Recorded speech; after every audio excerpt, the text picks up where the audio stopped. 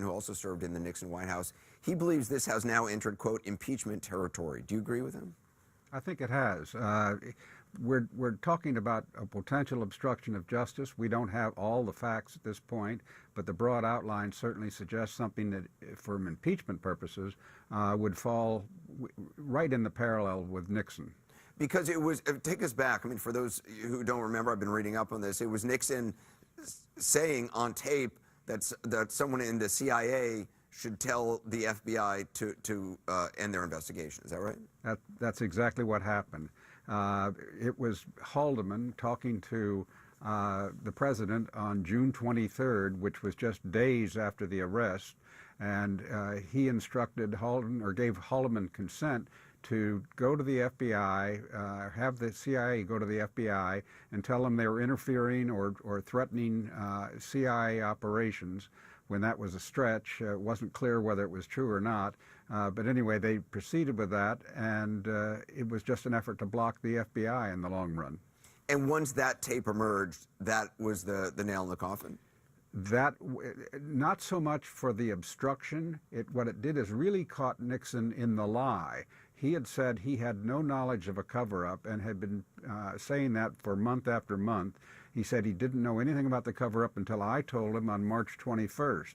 That was his defense. Well, when the Supreme Court forced him to release the tapes, and this tape was in there on June 23rd showing him having the CIA block the FBI, that certainly put the lie to his not knowing anything about a cover-up, because he was directly involved in it. You know, can I just ask you personally, what is it like working in a White House in chaos, working in a White House where there are these swirling investigations, I mean, as you did, and I mean, I'm not sure it's exactly the same parallel here, but it's certainly a White House where there's got to be a lot of employees, you know, looking at the exits or wondering, are they going to be fired or what's going to happen next? The Nixon White House was surprisingly calm, surprisingly well organized, surprisingly compartmentalized. So it really didn't affect a lot of people. The work went on with surprising quality and ease. You famously testified during Watergate that you'd warned President Nixon there was a cancer growing on the presidency. That's the phrase you used. Do you think President Trump merits a similar warning from someone close to him?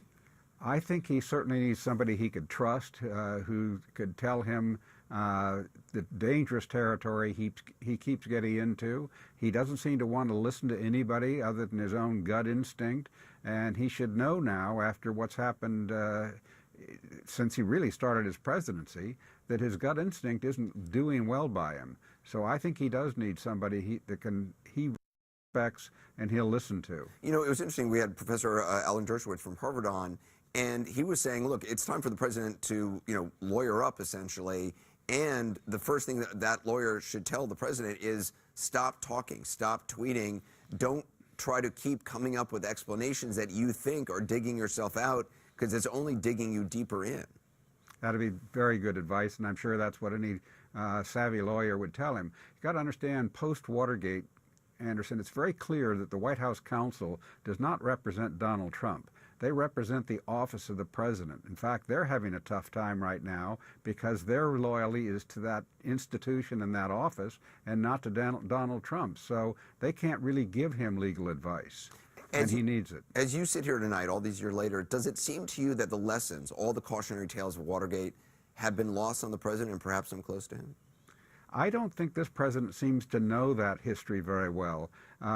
He's saying and doing too many things that are too reminiscent and recall that very history. He seems to be following the same mistakes that Nixon made. So I think somebody who could just remind him of that history, since he's not a reader, maybe somebody could tell him the story. I was going to say there are some great books, but yeah, not a reader. John Dean, great to have you on. Thank you very much, and thanks for watching 3